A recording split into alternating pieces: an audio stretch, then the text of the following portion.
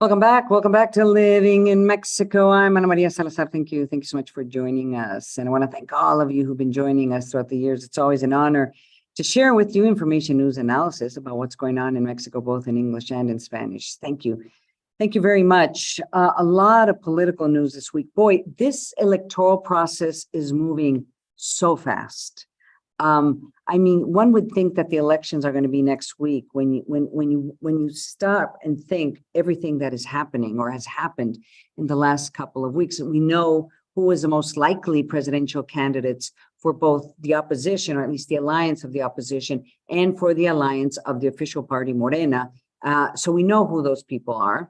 Xochitl Gálvez for the opposition, Claudia Sheinbaum for Morena and its allies. But now Morena is moving very swiftly to try to define who are going to be the candidates for the 8 governorship plus Mexico City, the city of Mexico City, who will also have elections next year. And all of these are very important states. And there's a lot of stakes for both the president and the candidate for Morena, Claudia Sheinbaum, and of course the opposition, to talk about what this process looks like and some of the very interesting challenges that Morena, at least right now, is facing as they try to select who's going to be representing Morena and its allies as candidates for 8 governorships and Mexico City. Joining us once again, as you know him well, Federico Berrueto, political analyst, very knowledgeable, and I know you've been following each one of these elections, this process very closely. Federico, welcome to the show. Can you just give us an overall description? What is happening with the selection of Morena candidates? Where are we right now? Thank you very much, Ana Maria. Well, in the coming week, the first week of November, we are going to know what are going to be the candidates, the 8 candidates of state governorships from Morena, and also the candidates of Mexico City. The process is going to be done by an electoral poll.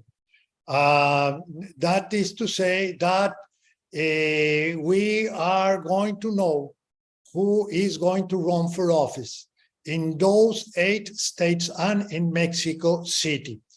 I have to tell you something else, that according to the electoral authority, we have in Mexico a very peculiar rule that you have to have, from the 9 candidates, 5 have to be women and 4 are going to be men.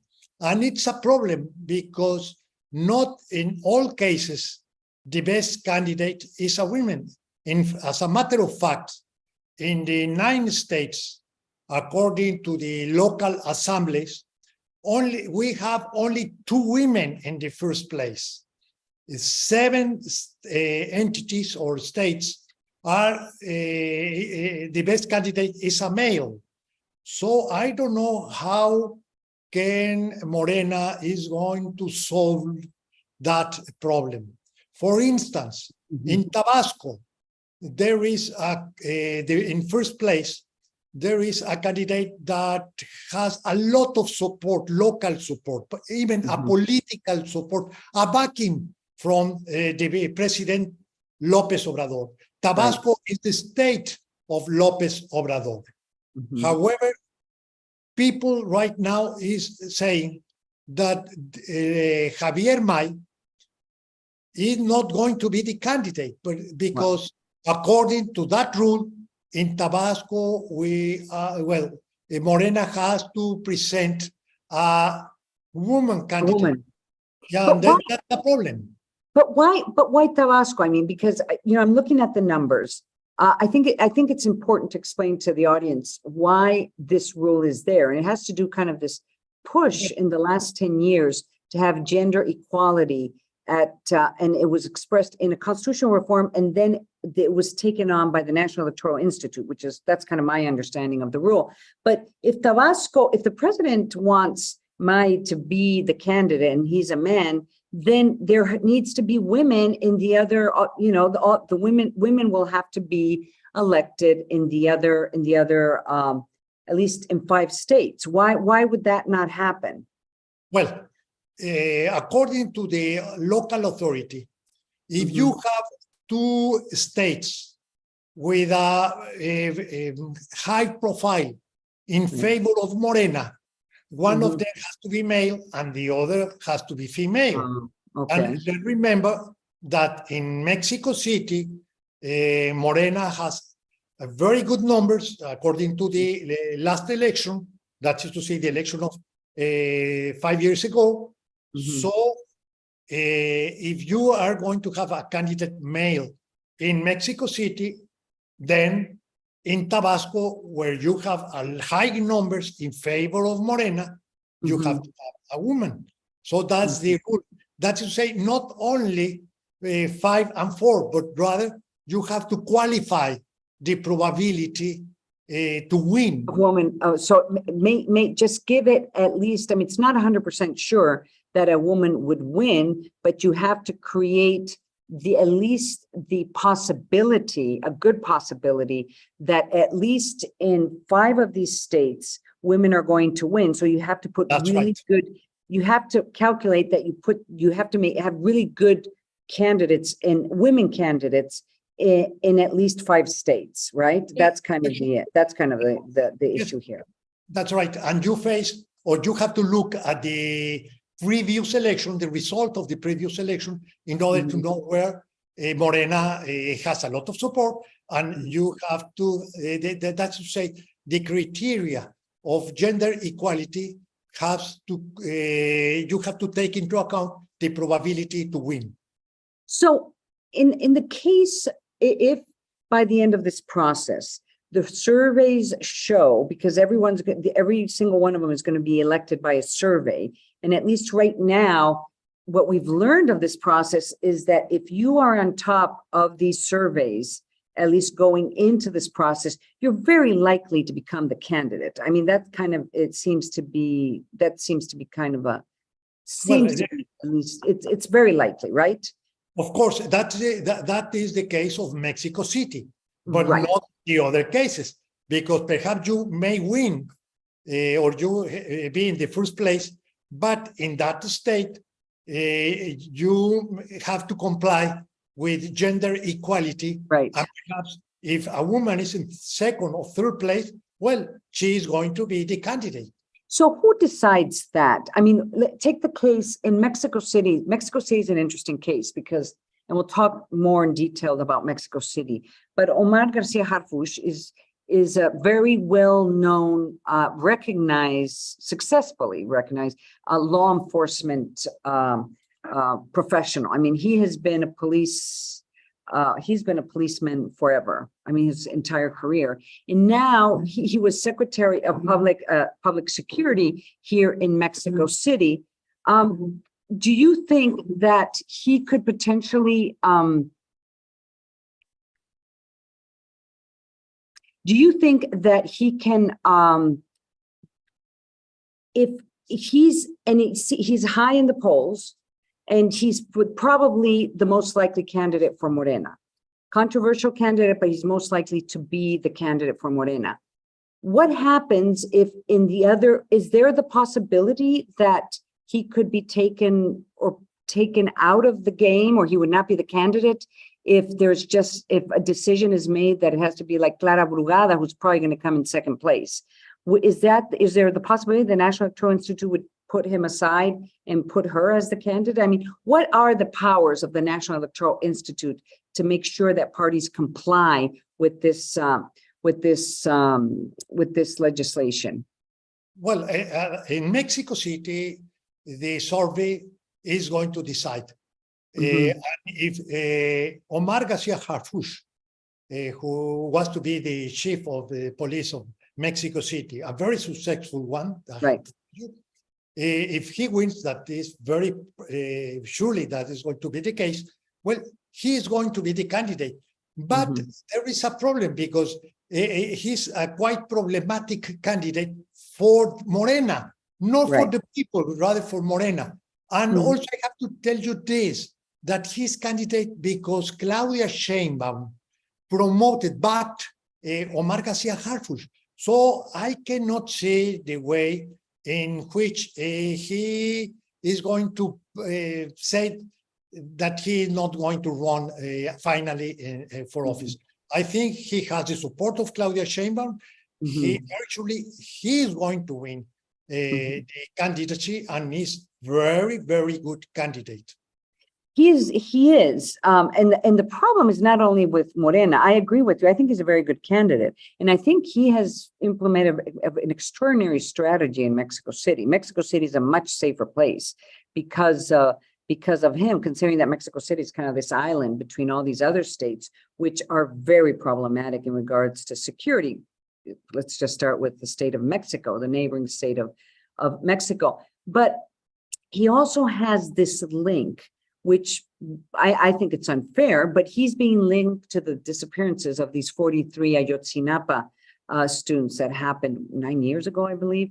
And he just hasn't been able to shake off. As you know, the Secretary Encinas, Deputy Secretary of Gobernación Encinas, basically said he was at these meetings where a plan was made to basically, I don't know, falsify or create an evidence trail that would give as results a solution to this tragedy, to this crime that did not reflect the reality. And it was kind of like a solution that was trying efficiency in order to just put this case aside, which, as we know, there's been continuous protests by families and by the community since then. So he is also linked to the Ayotzinapa case. I mean, is that going to be a problem for him during at least during the campaign, if he does become the candidate?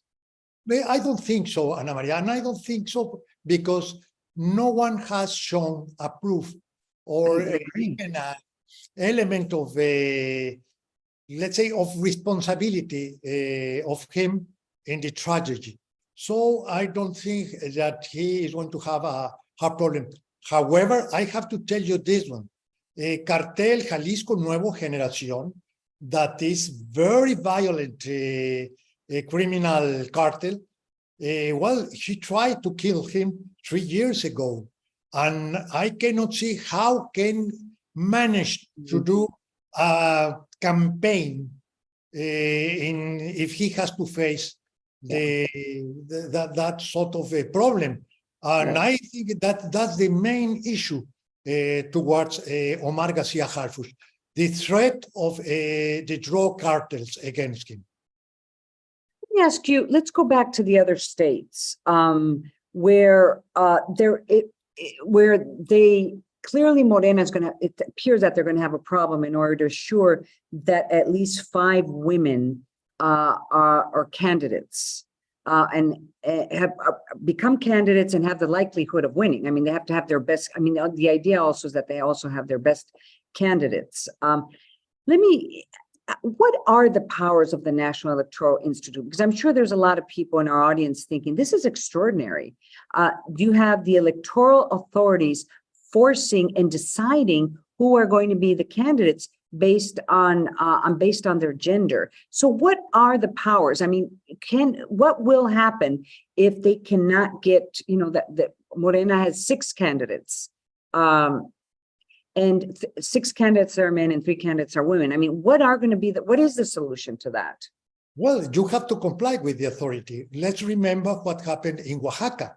In Oaxaca, there was a woman a senator, that she was in first place, and well, she couldn't be a candidate.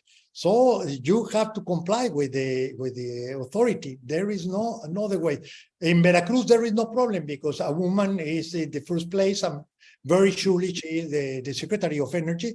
She is going to be the candidate. Perhaps in Morelos also, but there are many other states where they have to present a woman candidate. And it's not going to be easy because there is a male that is in the first place. That's a problem with let's say, democracy versus gender equality. Right. That's an extraordinary statement because you can imagine, this woman in Oaxaca, the fact she could not be the candidate because they had to have a male win there. That's right. They already there was enough women who had won. And so the only option was for her to step down, which I believe she appealed. She went to the National Electoral Institute, and it was a big, she fought it, but it is an extraordinary comment in regards to how successful this gender equality constitutional reform and policies have been in Mexico. And I'm sure we should be talking about that more because you have almost half of Congress are women. You have, I don't know, this is historical number of women governors right now, and it will be half very soon, if not at the end of this electoral process. So is this going to be an issue also for the opposition? Where is the opposition in terms of starting to select their candidates? Well, also there's a problem also for the opposition, not only for the Morena or the official party or the party in power. I think also for the Frente, they are going to, have a lot of problem on that. For instance, PAN already choose candidates from Yucatan, this is a male, from in Puebla, that is a male. Perhaps in Guanajuato, where they have let's say, a lot of probability to win, they have to choose a woman. So I cannot see how are going to manage in order to have 5 women as a candidate and 4 male as a candidate. As far as we know, at least 2 are going to be male in the opposition. So at least 2 of them have to be male. And the rest would be women, is that right? Yes, well, I think the opposition has to look for women in most of at least the 9 states that are going to be a candidate for the governorship. So in the case of Mexico City, the opposition could try to look for a female candidate, even though she probably is going to have a lot of difficulties winning Garcia Harfuch. I mean, I'm not too sure what the polls look like right now, but how does that work out? Well, in Mexico City, there is no problem because it's the different situation from the Morena. Morena has a lot of probability to win. In the case of the opposition, they can manage to, let's say, a women or men, not in Guanajuato and Yucatan, because PAN is it has a lot of probability to win Guanajuato and Yucatan. So in Yucatan, they already have a male, the mayor of Mérida. So they have to choose in Guanajuato a woman. Now, as of right now, the 2 most likely persons to be candidates for their own coalitions are women. In the case of another candidate coming in, and you could imagine it being a man, I guess what I'm trying to understand is what does this mean for this gender equality law? Does it also apply to the presidency? I mean, they're 2 women, so I mean, there's no debate right now, but did they have to be 2 women, or does this same rule doesn't necessarily apply to the presidency or the candidates for the presidency? Well, as I can see, the 2 main or the strongest forces, political forces, are going to be, Xochitl Gálvez and Claudia Sheinbaum. And a 3rd candidate, even if it's a male, I don't think he's going to get a lot of support because he's a male. Perhaps he's very able, let's say, to communicate or to offer something, but I don't think the gender is going to be in front of the decision. But I guess my question was, in the next 6 years, how do you define whether the gender of the candidates for presidency in 6 years? How do how would the law define that?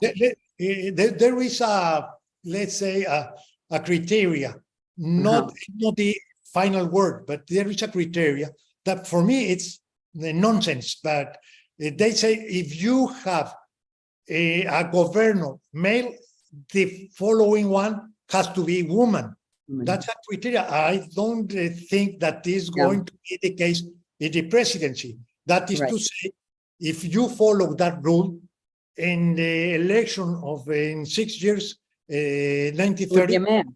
yeah, Mhm. it has to be a man. And I don't think that complies because you discriminate half of the population, the Right. right to be voted. Right. Exactly. That was kind of my point. Federico, this is very interesting. I don't think most of the audience, and in fact, I'm quite surprised of some of the statements you made today. I don't think we realized how this gender equality agenda has so dramatically changed the way the parties must choose their candidates. And I'm sure there's going to be future debate down the road and a lot of question marks in terms of, who's discriminating who. But I have to also say that it's because of this law, Mexico is on the forefront of having probably the same number of women politicians, legislators, governors, and now their first president, thanks to this, thanks to these policies and thanks to these reforms that started 10 years ago. So it's fascinating. Federico Berrueto, political analyst, I really, really appreciate you joining us here on Living in Mexico. Thank you so much. Thank you very much, Ana Maria. Thank you. We're going to go to commercial break. I'm